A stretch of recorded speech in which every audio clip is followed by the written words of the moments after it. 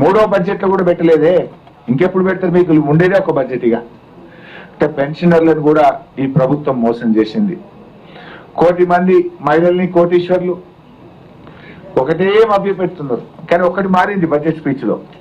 పోయిన 2 బడ్జెట్లలో ఏం చెప్పిందంటే 1,00,000 కోట్ల వడ్డీ లేని రుణం ఇస్తున్నాము అని 2 స్పీచ్లలో చెప్పింది. మేము మన గట్టిగా నిలదీస్తే దెబ్బకు వడ్డీ లేని రుణం తీసేసిండు. 1,00,000 కోట్లు ఇస్తున్నాం మహిళలకని, వడ్డీ లేని రుణాన్ని మాత్రం బడ్జెట్ స్పీచ్ లో ఎగరగొట్టిండ్రు. అని తప్పు నాలుక గచ్చుకున్నారు, అబద్ధం చెప్పినాము అని. మీరు 1 కోటి మంది మహిళల్ని కోటీశ్వర్లు ఎప్పుడు చేస్తారో మీ దయ, కానీ ముందు ఆ మహిళలకు ఇస్తామన్న 2,500 ఇవ్వండి. ఆ మహాలక్ష్మికి ఎందుకు బడ్జెట్ లో నిధులు పెట్టలేదు? రాష్ట్రంలో ఉండే మొత్తం మంది మహిళలకు ఈ ప్రభుత్వం డోకా చేసింది. 100 రోజులు అని చెప్పారు, 3వ బడ్జెట్ లో కూడా నిధులు కేటాయించలేదు. ఇక మిగిలేదు ఒకటే బడ్జెట్. రైతు బంధు మళ్ళా గదే పాట పాడిండ్రు, 12,000 అని చెప్పిందేమో 15,000. నేనేమనుకున్నా అంటే కనీసం ఆ 12,000 గురించి చెప్పేటప్పుడైనా 3 పంటలకు రైతు బంధు ఎగ్గొట్టినాము, క్షమించండి అని రాష్ట్ర రైతుల్ని అడుగుతారేమో నేను భావించిన. కానీ అదే అబద్ధం చెప్పిండ్రు. ఇప్పటికి 3 పంటల్లో రైతు బంధు ఇయ్యలే. రుణమాఫీ గురించి ఈసారి మాట్లాడలే, అది డొల్లా అని తేలిపోయింది. చెప్పింది 51,000, బడ్జెట్ లో పెట్టింది 31,000, చేసింది 20,000. రుణమాఫీలో డోకా, రైతు బంధులో డోకా, బోనస్ లో డోకా. ఇలా పోయిన యాసంగి 2025 ఏప్రిల్ మే నెలలో అమ్మిన యాసంగి సన్న రకం వడ్లకు 1,000 కోట్ల రూపాయలు ఈ ప్రభుత్వం ఎగ్గొట్టింది. యాసంగి బోనస్ ఇయనలే. ఇవాళ ఎంత సిగ్గు లేకుండా నిస్సిగ్గుగా బట్టి గారి బడ్జెట్ లో స్పీచ్లు ఏమంటాడు, 2 పంటలకు సన్న వడ్లకు బోనస్ ఇచ్చినవని స్పీచ్ చదివిండు.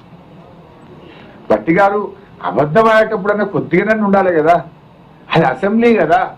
2 పంటలకు సన్న వడ్లకు బోనస్ ఇచ్చినావా? చెప్పు నాకు, నువ్వు ఇస్తే నేను రాజీనామా చేసిపోతా, నువ్వు చేస్తావా? రుజువు చేస్తావా 2 పంటలకు బోనస్ ఇచ్చినాని? వానకాలం ఇచ్చినావు, యాసంగే కొట్టినావు నువ్వు. ప్రతి ఏడాది 2 పంటలకు సన్న వడ్లకు బోనస్ ఇస్తున్నా అని మాట్లాడిండు పుణ్యాత్ముడు. కానీ వానకాలం ఇచ్చిండు, యాసంగే కొట్టిండు పోయిన సంవత్సరం. ఇప్పుడు కూడా వానకాలం ఇచ్చిండు, ఈ యాసంగి ఇస్తాడా ఇయ్యడా ఇంతవరకు స్పష్టత లేదు. అంటే బడ్జెట్ లో సాక్షిగా పచ్చి అబద్ధాలు బట్టి గారు వల్లే వేశారు. ఇంకొక అబద్ధం, గత ప్రభుత్వం రేషన్ కార్డులే ఇయ్యలేదట. బీఆర్ఎస్ ప్రభుత్వం 6,50,000 రేషన్ కార్డులు ఇచ్చింది అని శాసనసభలో సివిల్ సప్లైస్ మంత్రి ఉత్తమ్ కుమార్ రెడ్డి గారే సమాధానం చెప్పారు. మరి ఉత్తమ్ కుమార్ రెడ్డి ఏమో 6,50,000 రేషన్ కార్డులు బీఆర్ఎస్ ఇచ్చిందంటాడు. బట్టి ఫైనాన్స్ మినిస్టర్ బడ్జెట్ స్పీచ్ లోనేమో గత ప్రభుత్వం రేషన్ కార్డులు ఇవ్వలేదు అని బడ్జెట్ స్పీచ్ లో చదువుతారు. ఇంత పచ్చి అబద్ధాలు బట్టిగా చదవచ్చా? ఎట్లా నమ్ముతారు మిమ్మల్ని ప్రజలు? ఏమనుకుంటారు మిమ్మల్ని ప్రజలు? సోయి ఉండాలి కదా కనీసం.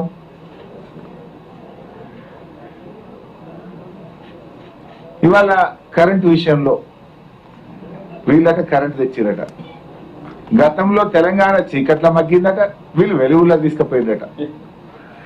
అదే చీకట్ల మగ్గింది కాంగ్రెస్ పాలనలో. నీ పాలనలో పారిశ్రామికవేత్తలు ఇందిరా పార్క్ దగ్గర ధర్నా చేసిండ్రు. నీ పాలనలో రైతులకు పొద్దున్నాక 4 గంటలు, పొద్దుకి 3 గంటల కరెంటు. నీ పాలనలో హైదరాబాద్ నగరంలో కోతలు. కానీ కేసీఆర్ గారు 24 గంటల కరెంట్ ఇచ్చిండ్రు. యాదాద్రి గురించి చదివిండి ఇలా బట్టి గారు. యాదాద్రి థర్మల్ పవర్ ప్లాంట్ లో 3వ యూనిట్ కూడా పని ప్రారంభించింది, ఇది మన రాష్ట్రానికి గర్వకారణము అన్నారు. ఎవరు స్టార్ట్ చేసింది యాదాద్రి? ఆనాడు మేము యాదాద్రి కడుతుంటే కోమటిరెడ్డి వెంకటరెడ్డి ఏమన్నాడు, మేము రాగానే యాదాద్రిని మూసేస్తామన్నాడు. ఇవాళ బట్టి అంటుండు యాదాద్రి తెలంగాణ జాతికి గర్వకారణము అంటుండు. That is the vision of KCR. ఇవాళ బీఆర్ఎస్ యొక్క వెలుగులను తమ గొప్పలుగా చెప్పుకోవడం కాంగ్రెస్ పార్టీ సిగ్గుచేటు. ఎవరు పెట్టిండ్రు యాదాద్రి? 99% పని మేం కదా చేసింది. మీరు స్విచ్ కక్కొత్తుడు తప్ప మీరు చేసింది